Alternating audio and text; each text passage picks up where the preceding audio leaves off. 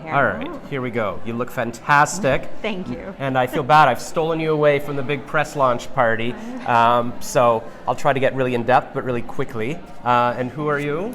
I'm Naomi Johnson. I am the Executive Director of the imagineNATIVE Film and Media Arts Festival. Wow, it's exciting. It's a long title. It's not just film, it's also media arts. Media arts. What's a media art? So along with films, we also present digital and interactive works, so that can include video games, VR, AR. We also present podcasts, exhibitions. Man, I'm a podcaster. I've noticed. This is exciting. So how long have you worked at the festival? I've been here since 2019, and I took the job as associate director then, and the idea was I would do this job for 1 year and then learn how to become the executive director. So I took over in 2020.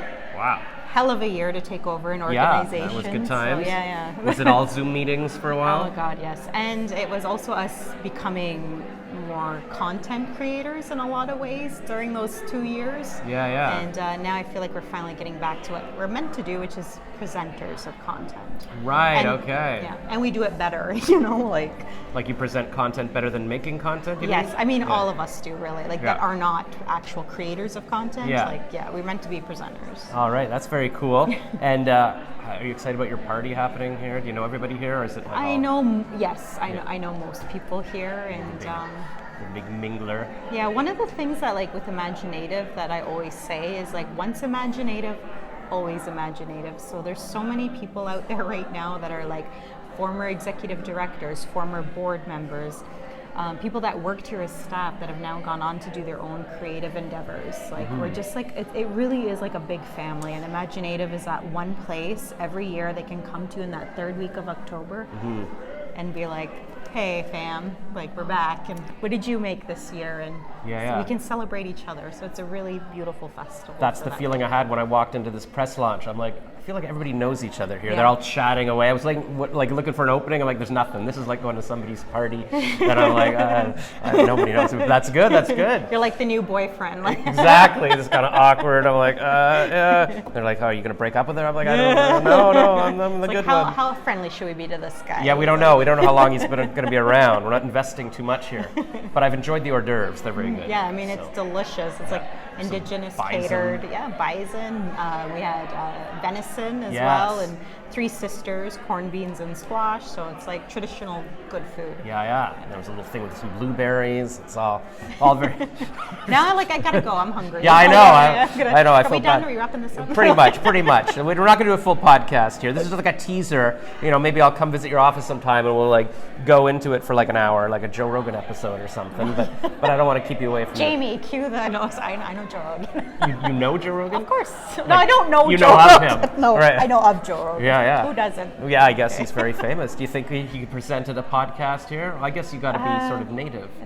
That's the thing. To be at imagineNATIVE, you have to be an indigenous creator, a lead creative, so a director, the lead artist on a project. Yeah. And that's what makes our festival unique, is we've really made space for our people that have, traditionally and historically have not had those opportunities. And do you think it's actually help people, maybe they start making a film just because they know they can bring it here, they wouldn't have done it otherwise? No, for sure. It kind of feels like you're bringing it to people that feel safer in a lot of ways, I think. And I feel like the works that you're going to be created, there's going to be a certain competency and an understanding of the work that you might not get everywhere else. Right. That's so cool. Have you ever made a film yourself? No. I'm just gonna no. Art. There was art school years in there, but I would. Oh yeah, we can dig up your old art project and go, what is this? I was more of a painter, a drawer, visual artist. That's so cool. So you could be in the media arts aspect. You could make a little stop motion of your. There is something about this industry. You get involved in it and you start seeing works. It is inspirational. Yeah. Like, wow, maybe I could write a script, or maybe I could make a film, and you could. That's why I call it Spark the Genius. It's like, something like your festival can be like, oh yeah, I do have something inside me that I need to get out, kind of thing. Is there like anything, like even kids get involved? Like you could start like a little youth aspect. Yeah, we do a lot of youth work. So we have the Indigital Youth Collective, and as I mentioned, we present like digital and interactive works. So throughout the year, along with this big presentation in October, we do year-round programming where we have activities, workshops.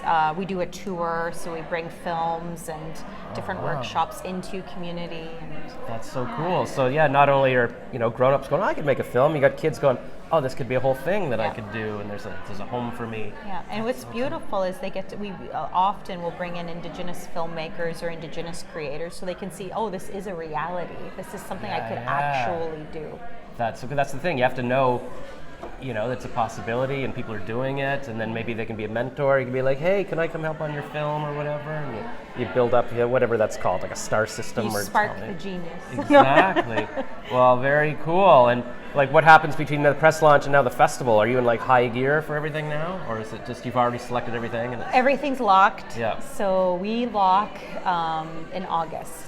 And then TIFF happens. Yeah. And then pretty near immediately after TIFF, imagineNATIVE comes into the building. So the majority of our work is presented in the TIFF Bell Light Box. Excellent. I used to live in that building, and every year a woman would stay with me who she had a movie in the thing, and I'm like, oh, I should go downstairs to that, but I don't remember ever doing it. Now I'm like, all right, now I got to go check out this festival where everything's happening.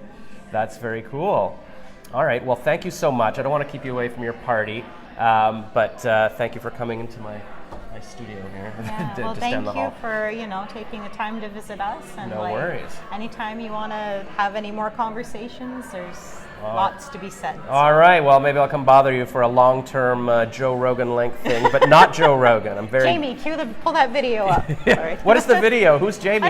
You don't know Joe Rogan. No, I don't. Oh, is that actually a thing? It's a thing that. Okay, you're right. He does always say, "Yeah, Jamie, you got to see this. Pull that, Jamie. Yeah. Good. Can you Google that? Can you find it? Do we have that photo? Yeah. Okay. See. Okay, you're on top of it there. All right. We present podcasts as well, so okay, you're on it. I thought you were yelling to your assistant, Jamie, get this guy out of here. He listens to Joe Rogan. I was like, uh-oh. Okay, good. So we're still in the good graces here. All right. So yeah, Jamie, cue the thing. Okay. Bye.